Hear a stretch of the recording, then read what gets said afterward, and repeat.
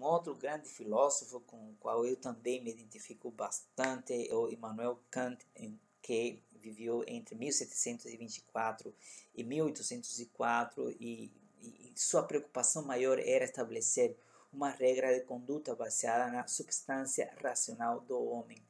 Kant era muito racional. Ele era muito racional. Ele estabelece e defende senso e justiça a partir da razão.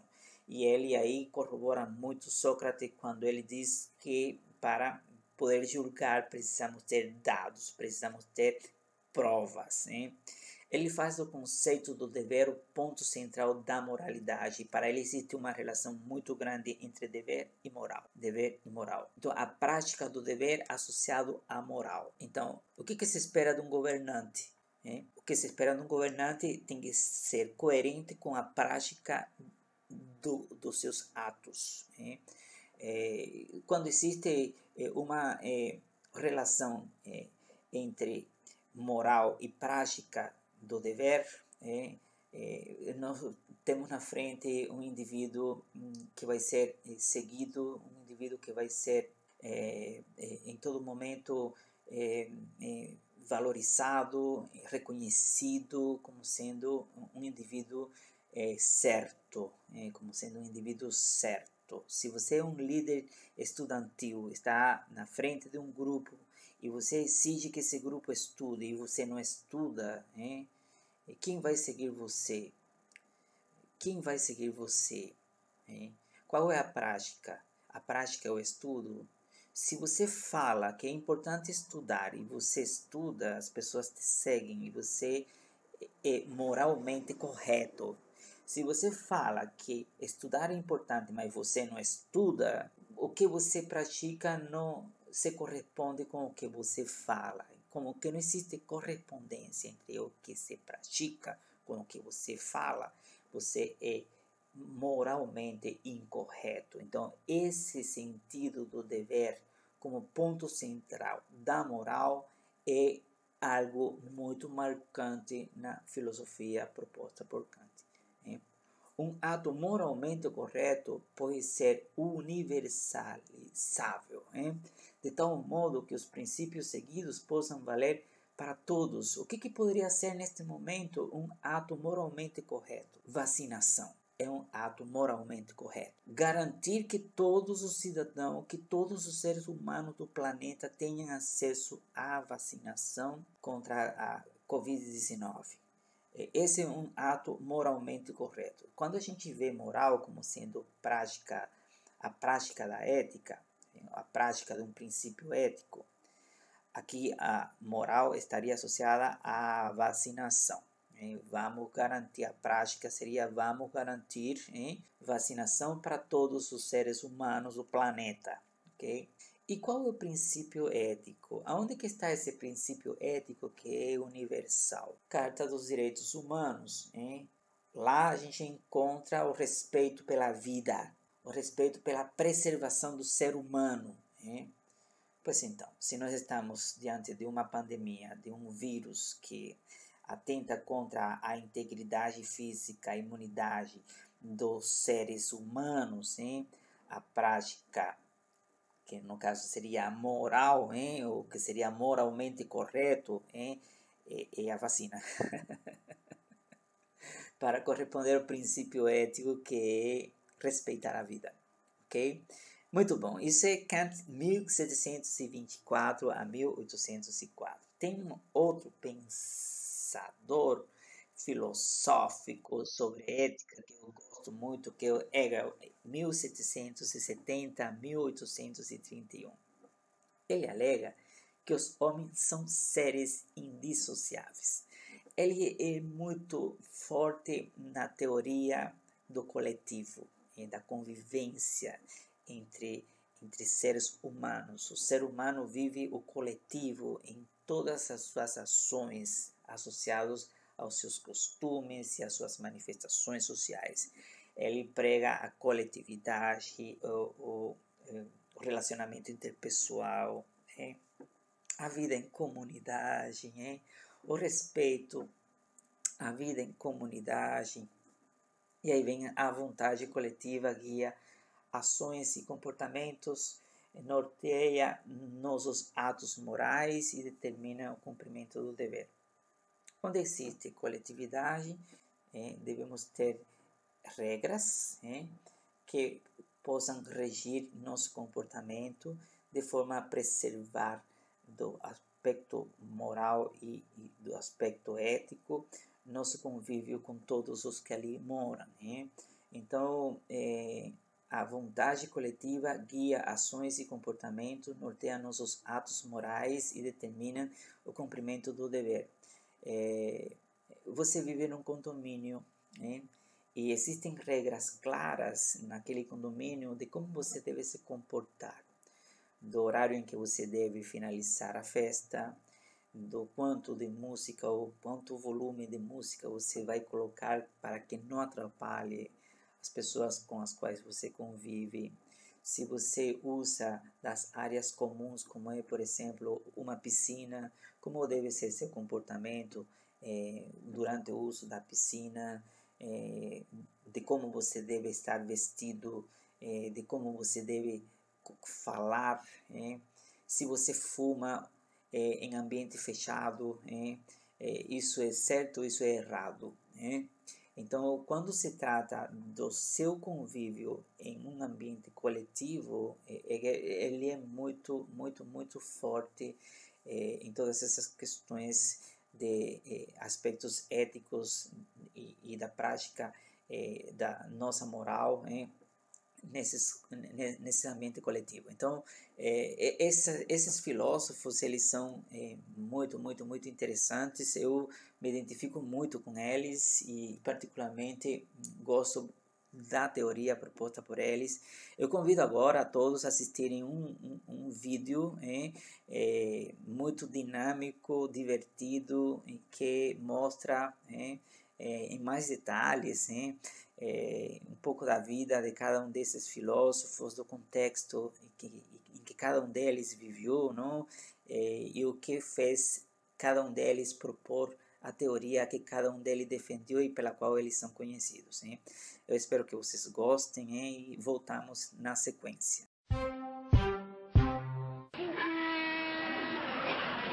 Sócrates nasceu em Atenas no ano 470 a.C., em tempos de glória democrática.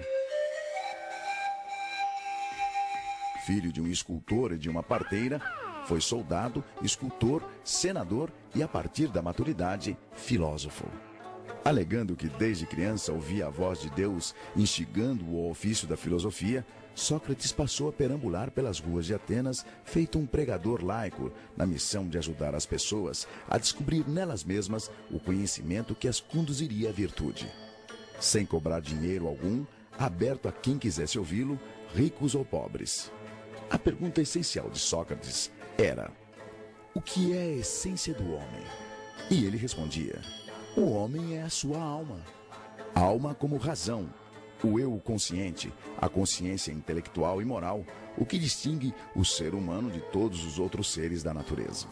Sócrates e os filósofos sofistas abandonaram a preocupação dos filósofos pré-socráticos em explicar a natureza e se concentraram na problemática do homem. No entanto, contrário aos sofistas, Sócrates se opunha ao relativismo dos seus valores. Os sofistas formavam um grupo à parte de uma espécie de retóricos de aluguel. Valendo-se da arte da argumentação, eles relativizavam a ética e a moral, defendendo o que e a quem quer que fosse, desde que bem remunerados. A eles, Platão chamou de impostores e malabaristas de argumentos.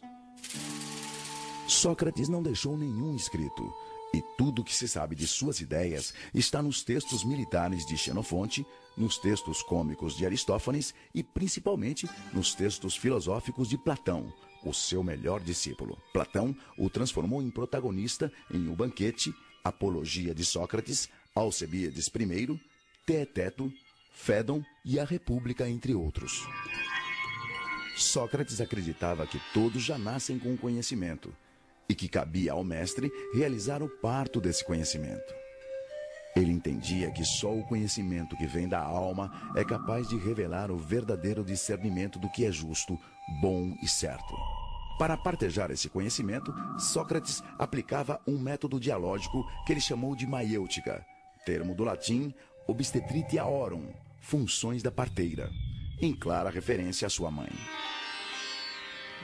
Ele dizia que assim como sua mãe ajudava a trazer à luz a vida, o filósofo ajuda a trazer à luz a verdade. Basta usar a razão. No começo do diálogo, Sócrates se posicionava como se não soubesse de nada do assunto e dava início ao colóquio com uma pergunta ao seu ouvinte, que a respondia com seu próprio jeito de pensar. O mestre, então, fazia de conta que aceitava o seu ponto de vista.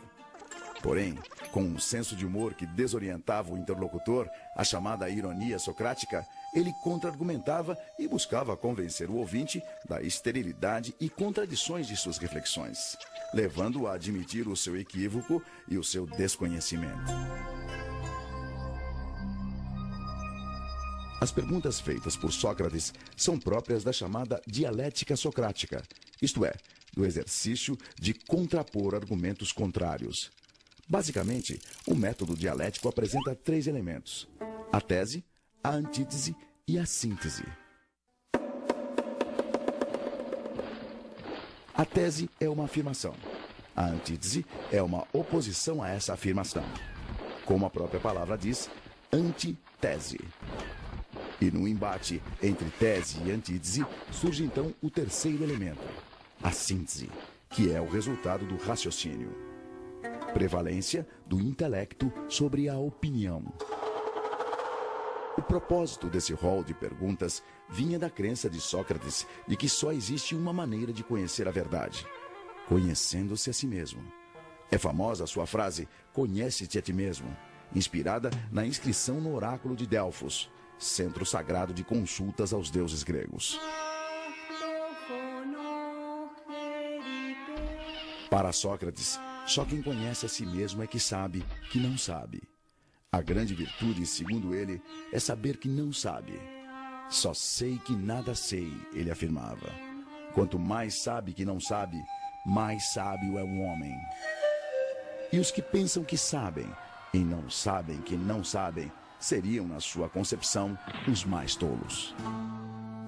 No texto Apologia de Sócrates, Sócrates relata que a pitonisa do oráculo de Delfos teria afirmado ao historiador e seu discípulo Xenofonte que o homem mais sábio de todos era ele, Sócrates. Logo eu, que justamente o que sei é que nada sei, um sábio? Então, Sócrates teria ido procurar políticos, poetas e artífices para provar que ele sim, por seus privilegiados ofícios, certamente seriam mais sábios que ele. Porém, decepcionado com sua arrogância e soberba, Sócrates confessou finalmente entender o que significava ser sábio para Delfos. Sábio é o homem capaz de perceber seus limites e imperfeições, compreender as ilusões das aparências, a efemeridade das paixões e, com a razão, controlar-se. Só assim saberá depurar seu coração e sua alma e agir com justiça e retidão. A crítica àquelas 3 categorias de cidadãos pesquisados por Sócrates resultou em ódio e vingança dos seus desafetos, culminando em sua condenação à morte por envenenamento por cicuta, promulgada por um tribunal. Seus acusadores foram Meleto pelos poetas, Anito pelos artífices e Licon pelos políticos. Eles acusavam Sócrates de 2 crimes: corromper os jovens com suas ideias subversivas e negar a existência dos deuses atenienses. Recusando-se a abrir mão de suas ideias, que o libertariam da condenação abrandada para exílio, Sócrates enfrentou a morte aos 71 anos como um ato de coerência e dignidade. No dia de sua execução, narrado na Apologia de Sócrates, o mestre reuniu os amigos e discípulos e, antes de beber o cálice fatal, despediu-se. Se de fato é como um sono, a morte seria um maravilhoso presente, porquanto todo o tempo se resume a uma única noite. Se, ao contrário, a morte é como uma passagem deste para outro lugar e que lá se encontram todos os mortos, qual o bem que poderia existir, ó juízes, maior do que este? Mas já é hora de irmos. Eu para a morte e vós para viverdes. Quem vai para a melhor sorte, isso é segredo, exceto para Deus.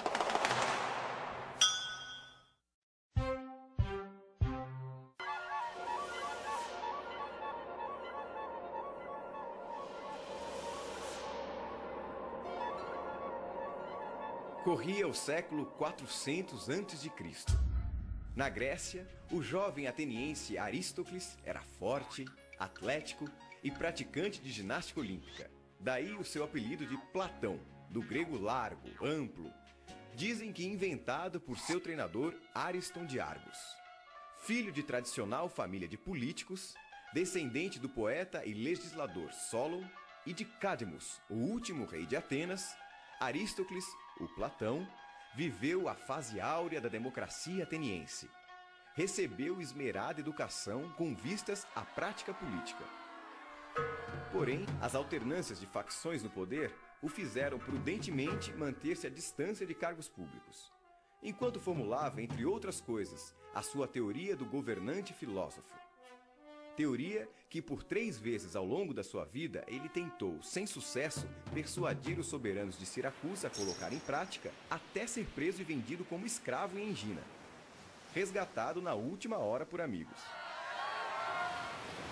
Além de também se dedicar à pintura e à poesia, Platão escreveu textos corais e tragédias para teatro, hoje perdidos, só abandonando a dramaturgia aos 20 anos, quando se tornou o mais dedicado discípulo de Sócrates, na época com idade de 60 anos. 2 décadas mais tarde, Platão fundou a sua própria academia, nos arredores de Atenas, inspirada nas chamadas comunidades pitagóricas. Considerada por muitos a primeira universidade, a Academia de Platão ensinava filosofia e matemática, inclusive para as mulheres, um avanço para a época. E abrigou como professor durante 20 anos o filósofo Aristóteles. Do talento literário para as artes cênicas, provavelmente originou-se o seu gosto pelo diálogo, formato que definiu o seu legado de mais de 35 escritos filosóficos. Na maioria deles, seu mestre Sócrates aparece como protagonista, debatendo diferentes temas com diferentes interlocutores, cujos nomes dão título aos diálogos. No diálogo Teeteto, por exemplo, o interlocutor de Sócrates é um jovem matemático de nome Teeteto, com quem o mestre discute a definição de ciência, a distinção entre opinião e conhecimento e o papel da percepção sensível na aquisição do saber. Os diálogos de Platão são divididos em 3 fases. A primeira representa a filosofia de Sócrates, mais dedicados à virtude e à ciência. Na segunda e terceira fase, ainda que Sócrates continue como protagonista, acredita-se que ali estão as próprias ideias de Platão. E finalmente, nos chamados Diálogos da Velhice de Platão, entre 361 e 347 a.C., percebe-se outra influência, a de Aristóteles.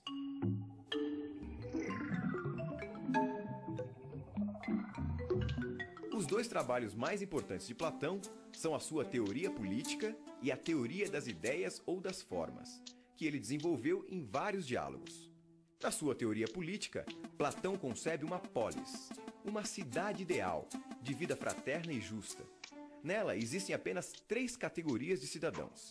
Cada um desempenha uma única tarefa, aquela para a qual é melhor dotado por natureza.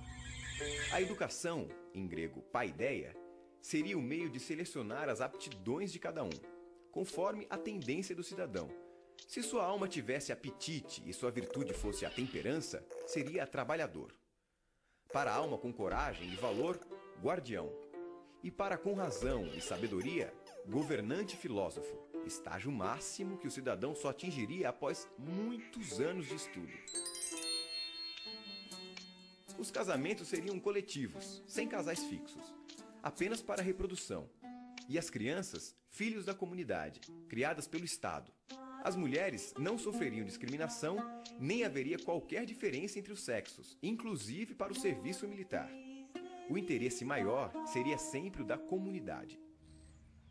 Já a teoria das ideias, ou teoria das formas, de Platão, é apresentada através de uma alegoria ou mito no diálogo A República. O famoso mito da caverna é uma metáfora sobre a ilusão do mundo sensível, isto é, aquele apreendido pelos sentidos, em contraposição ao mundo inteligível, o apreendido pelo intelecto.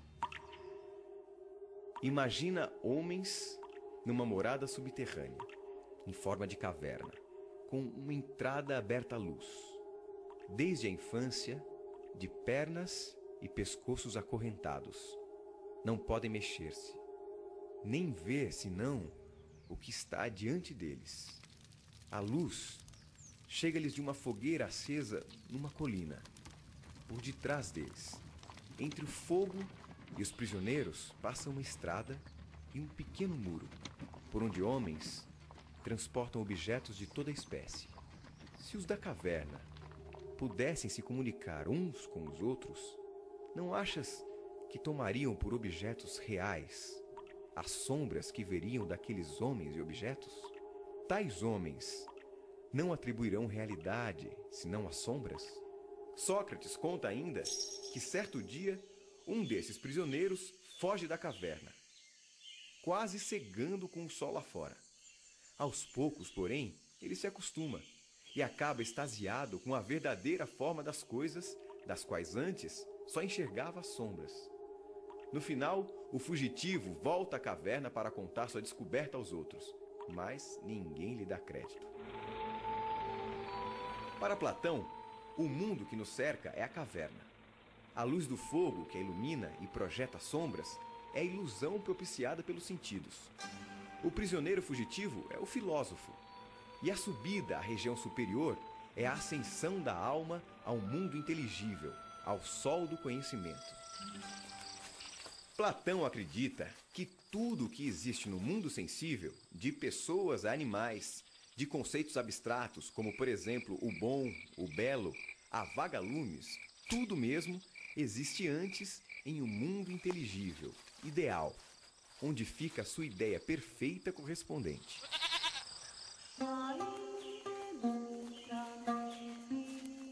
Para ele, o mundo dos sentidos é uma imitação imperfeita, ou simulacro, mutável e efêmero do mundo das ideias.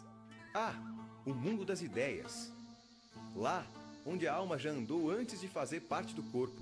Esse sim é perfeito, imutável, eterno e universal. Assim, a ideia de cavalo, por exemplo, é perfeita e nunca muda.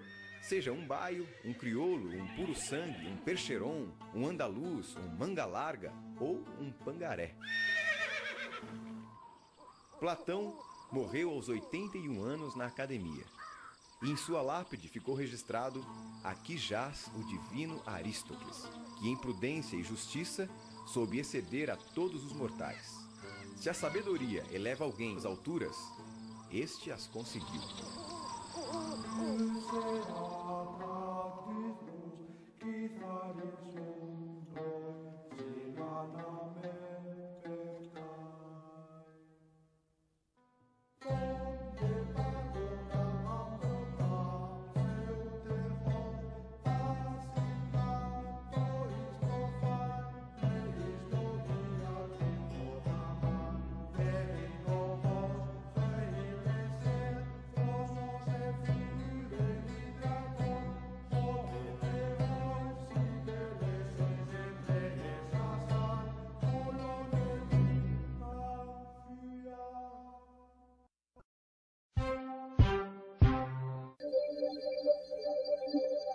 Diferente de Sócrates e Platão, o filósofo Aristóteles não nasceu em Atenas, mas em Estagira, na Macedônia, e morreu aos 62 anos.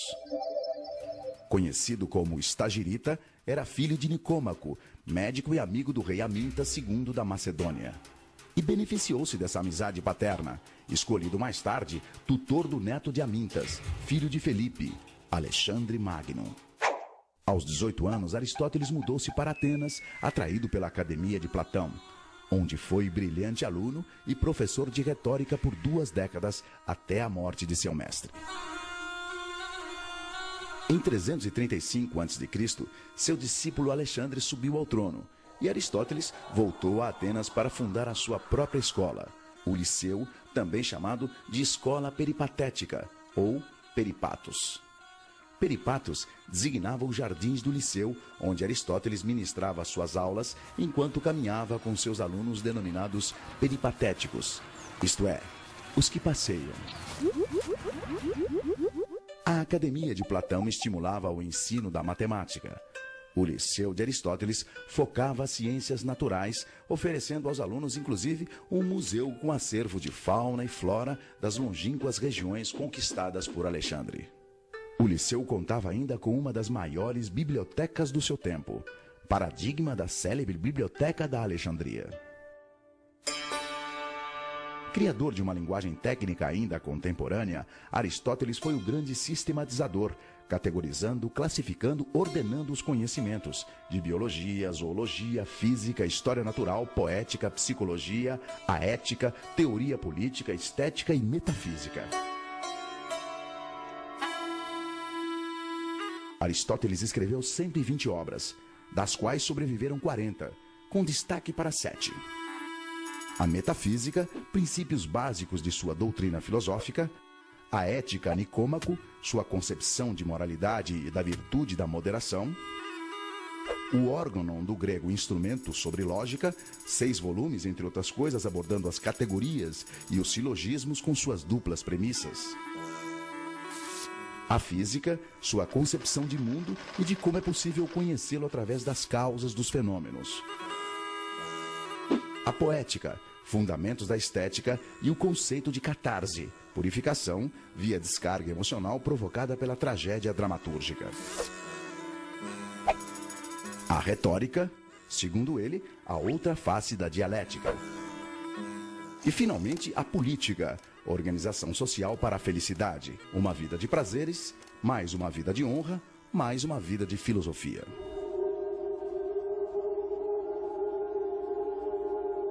Aristóteles foi um crítico da teoria das ideias. Ele não acreditava no mundo de ideias à parte, com as formas ideais das coisas, nem que o que se via no mundo real fosse cópia imperfeita ou simulacro de um mundo das ideias. Para ele, as ideias das coisas estavam justamente dentro das coisas, nas suas próprias características. Ao contrário de Platão, ele entendia que a ideia cavalo, por exemplo, era um conceito criado pelos homens. Criado, aliás, depois da experiência de observar um bom número de cavalos, e não antes. Diferente de seu mestre, Aristóteles considerava os 5 sentidos preciosas fontes de informação, para os homens e animais. A diferença é que os humanos raciocinam, isto é, usam as informações captadas pelos sentidos para inferir, generalizar e, principalmente, para comunicar suas descobertas aos outros. Graças à linguagem, muito importante para Aristóteles, pois permite transmitir o conhecimento de geração a geração. Quando alguém diz, por exemplo, a parede da sala de aula é branca, só essa descrição da característica do objeto já revela 2 habilidades. Uma, da percepção visual, outra, da percepção mental. Revela, na mesma parede, o igual e o diferente. Parede indica que eu conheço outras paredes, por isso sei que esta é uma delas. Branca indica que existem outras cores de parede.